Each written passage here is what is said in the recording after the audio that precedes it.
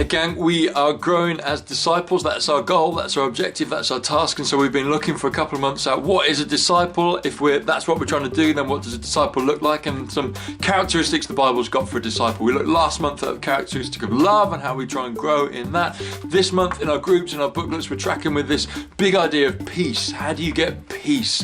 Because we all want peace, but none of us experience it. We've got so many things going on, so much stress from work or from the kids or from the bank manager or from the doctor or whatever. There's so much stuff going on that we don't experience peace, and we're kind of tied into online and we're just watching stuff on TV, and then we go to bed and think, oh man, I don't feel like I'm peaceful today. I'm still at stress about that situation. And so we're looking at how do you get peace? And we looked at a truth that peace can be caught. You can get it. Now that's good, because otherwise there'd be no hope, because those of us who don't have peace, then we think, oh, if I can't get it, then we're done for. So that gives us hope. You can get peace. But then we looked at the Western myth and the Eastern myth, both lies about where you get peace from. The Western myth that we buy into in our culture is because we feel like external factors have stolen our peace, that external factors will give us peace. And all we need to do is get the right outfit or marry the right person or get the right house, and then we'll feel like with the right promotion, the right job, that all of our external factors will be just lined up, the ducks will be lined up in a row, and we'll have peace. Do you remember the last time you walked up a hill and you were like, oh, we can see the top, we're really near the top, let's have a picnic at the top, let's just push on for another half hour and we'll be at the top. And then you get to that point you've been looking at for ages and you realise it's not the top. There's a whole other bit to go. There's another 2 hours climbing to go, and you thought that was the top. You're like, oh no, that's not the top. It's just like that when we try and get peace from external stuff. Because I assume that if I get that outfit, if I marry the right person or get the house, then that will fix it. But then you get the house that you wanted and you find out that the wiring needs fixing and the plumbing doesn't work, and that window is in the wrong place to be able to look out into the garden, and the driveway doesn't work, and the neighbours are just too noisy or whatever. You marry this bloke, you think, oh, he's going to fix everything, and then he just farts all night. You get the job that you thought was going to fix everything, and it just piles more stress on. They're all false horizons, just like walking up the hill. It doesn't work. And so we all go to a spa because we think, I haven't been able to get everything else sorted, and the spa will fix it. If I just put on a white bathrobe and some slippers that don't fit and drink some cucumber, that will give me peace. But it only works for half an hour because external stuff doesn't bring you peace.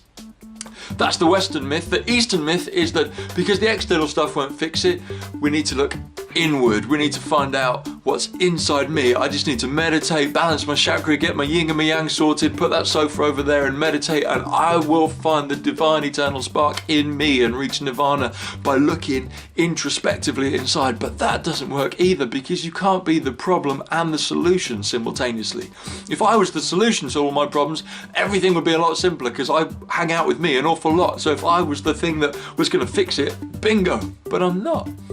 So then we looked at this evening that Jesus spent with a load of his mates, and in a moment of madness, this completely bonkers evening where Jesus is just about to be sold and betrayed, and he's just about to be murdered, and people are just about to let him down, and some of his mates are just going to do him over, they say, Jesus, what's going on? And he says, look, I'm leaving, which is another bombshell, but I'm going to give you a gift.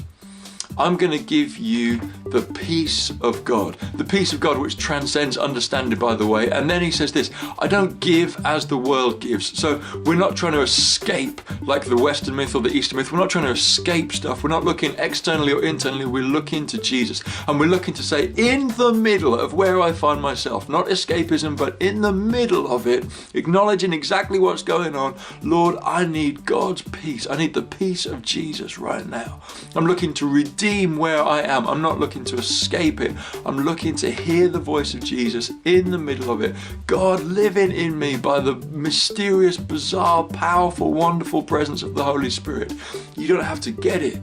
You just have to start to say, oh yeah, that's what I want, because I've looked externally, I've looked internally, and that didn't work. So now I look to Jesus. The great news is that by his Spirit, he is here. By his Spirit, he's in us. That is the secret to starting to find peace.